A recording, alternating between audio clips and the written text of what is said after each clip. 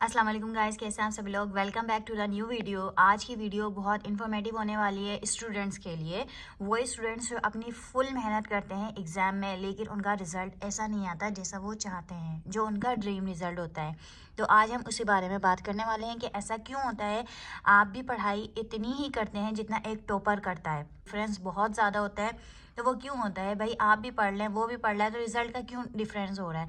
मसला सारा ये हो रहा है टेक्निक का। आप जिस टेक्निक से पढ़ रहे हैं और वो बच्चा जो फर्स्ट पोजीशन हासिल कर रहा है वो किस टेक्निक से पढ़ रहा है, थोड़ा सा डिफरेंस है, बाकी कुछ भी नहीं है। इशू ये होता है कि सिर्फ रट्टा रट्टा रट्टा लगाने से आप फर्स्ट पोजीशन नहीं हासिल कर सकते। बोर्ड के एग्जाम में या किसी भी एग्जाम में आप फर्स्ट पोजीशन हासिल नहीं कर सकते, A1 ग्रेड नहीं ला सकते। सिर्फ आप अगर आपको लगता है कि रट्टा लगाने से मैं बहुत अच्छे नंबर लेकर आ जाऊंगा, तो ऐसा नहीं है। कुछ टेक्निक से उनको फॉलो कर लो और देखो आपका ड्रीम रिजल्ट आपके सामने होगा। और वो ड्रीम रिजल्ट कौन से होते हैं, ये आज ही हम इस बारे में बात करेंगे। ये वीडियो बहुत ज़बरदस्त है, बहुत इन्फॉर्मेटिव है। वीडियो को पूरा एंड तक देखिएगा ताकि आप लोग को समझ में आ सके। तो हम सबसे पहले चलते हैं कि कोई भी ड्रीम रिजल्ट क्या होता है, किसी भी स्टूडेंट का ड्रीम रिजल्ट क्या होता है। जो बच्चा चाहता है कि मैं फर्स्ट आऊँ, मेरा A1 ग्रेड आए, मेरी 99% आए, ये होता है ड्रीम रिजल्ट।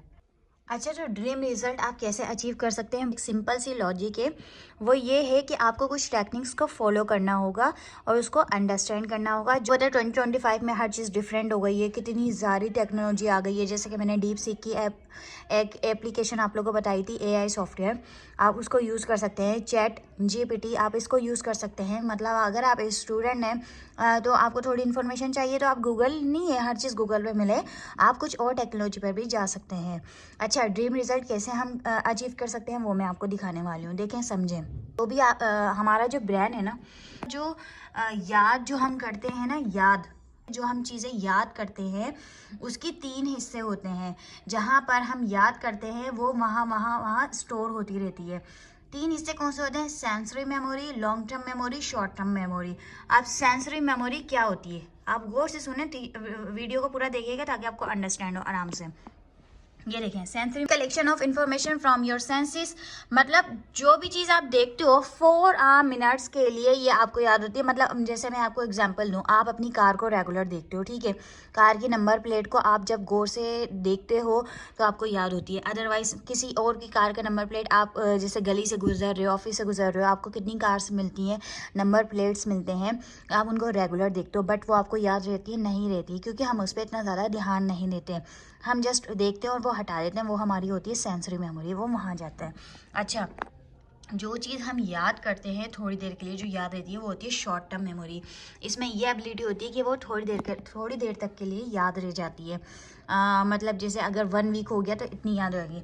लेकिन अगर हम बात करें लॉन्ग टर्म मेमोरी की, लॉन्ग टर्म मेमोरी ये होती है जो हमें हमेशा याद रहती है। जैसे फॉर एग्जांपल हम जब बचपन में याद करते हैं ABCD अल्फ़ाबेट्स, तो वो हमें हमेशा याद रहते हैं। और टेबल्स हो गए, टेबल्स हमें हमेशा याद रहते हैं।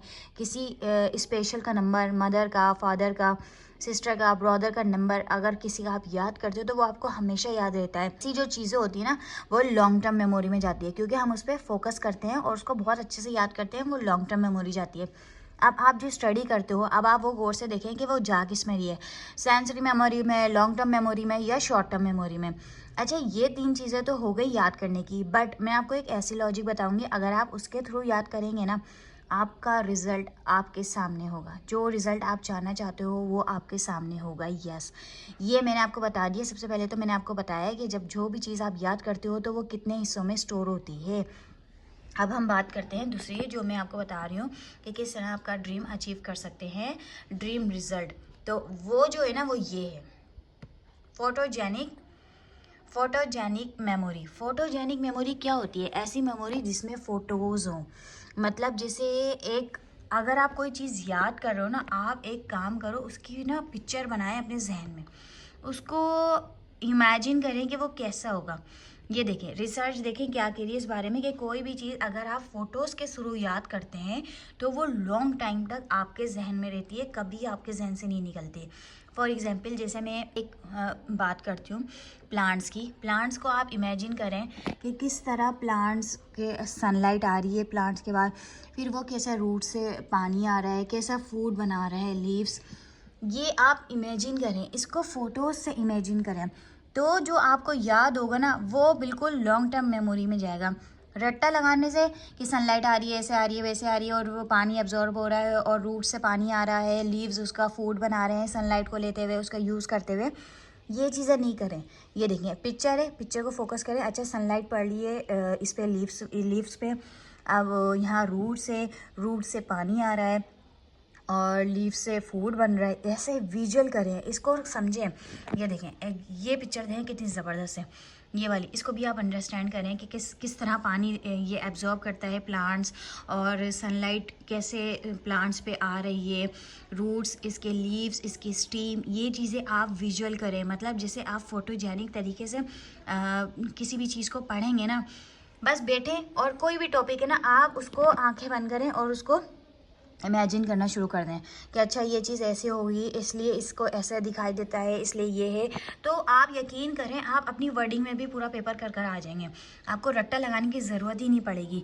और ये एक और पिक्चर मेरे पास है, वो ये है, ये देखें, एक बच्चे का टॉपिक है sunlight on the edge of the world. तो उसने इसको किस तरह इमेजिन करा है, उसने देखा है सनलाइट है on the edge of the world, देखिए समंदर है और ये किस तरह आ रही है, ये ग्रास व्रास वर्ल्ड पर आ रही है। इसको इस तरह इसने इमेजिन कराई, इसको कहते हैं फोटोजेनिक। ये जो स्टडी है ना, अगर कर लेना तो आप यकीन करें आपका ड्रीम रिजल्ट आपके हाथों में होगा। अब वो पहले का दौर था जो रट्टा लगाते रहते थे, बड़े बड़े नोट्स थे, याद कर रहे हैं और स्पेलिंग्स याद कर रहे हैं। आप वो भी करें, लेकिन आप इसको इस तरह ही याद करेंगे ना, आपका रिजल्ट इतना अच्छा होगा और आप उसको अपनी वर्डिंग में लिखेंगे, आप खुद एक राइटर बन जाएंगे। आपके अंदर इतनी एबिलिटी डेवलप हो जाएगी खुद से लिखने की, और जो आप लिखेंगे तो वो तो फिर अलग ही होता है, क्योंकि आपको अंडर कॉन्सेप्ट क्लियर होते हैं। इसको कहते हैं फोटोजेनिक मेमोरी। अगर आप इस तरह पढ़ें तो भाई आप जैसा रिज़ल्ट चाहते हैं वो रिज़ल्ट आपके सामने होगा। कोई भी टॉपिक हो उसके आप फ़ोटोज़ इमेजिन करें कि अच्छा ये फ़ोटो ऐसी होगी, ये फ़ोटो ऐसी होगी।